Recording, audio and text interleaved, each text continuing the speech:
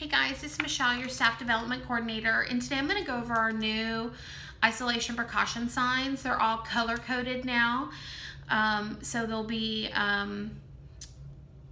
that's how we'll differentiate what they are. And you'll also have this little thing for your badge that'll tell you and remind you which each color is for. There'll be 4 different colors, and also my phone number is on there if you ever have any questions. So let's go over the green precaution. So the green precaution is for our droplet precaution patients.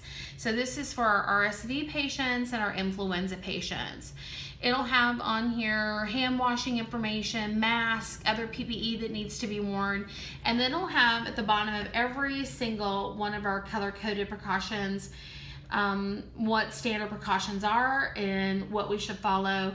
And then it'll have in yellow at the bottom on every one a reminder that we do never remove this sign from the door. Housekeeping does that after they've done a full clean on the door.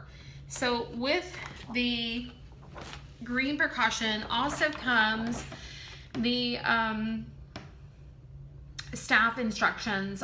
There's one on every single color, and I'm going to put a hole in these and put them on a ring and attach those to each of our isolation precaution carts. And we now have 2. We just got a second one today, so I'm going to clean that up and label it and stock it and put it out for use on the floor today. And then also we'll have a corresponding information sheet for patient, family, and visitors, and it'll talk about any questions they may have. It'll also have my name and phone number at the bottom, so they can call me if they have any questions that you weren't able to answer, or maybe the MD wasn't available. Then I can also, if I'm not here, just leave a message and I'll know that I need to meet with them as well. The next one is orange precaution. So this one is for also RSV, because you know RSV is both a droplet precaution and a contact, so it'll be both an orange and a green precaution. So orange is RSV, ESBL, CRE, VRE, MRSA, shingles, and scabies. And again, this will have all the hand washing, gown and gloving, and dedicated equipment, and the rest of the stuff at the bottom. This will be on the door. And then it'll have the same for staff, and then same for family. So the family and the staff, these will be separated. They'll be each on a ring, and they'll be on the cart, so you have those for the family. The next one is pink precaution. So you know how we've had a couple of neutropenic precaution patients recently, and so I felt like we just needed a pink precaution instead of just a handwritten sign. So this also will go over, like this one has keep door closed, no person with infection, regardless of whether they have a mask on or not, and then no flowers, fresh fruits, or vegetables, and hand washing and PPE that needs to be worn. Same for staff instructions, and same for patient, family, and visitor instructions.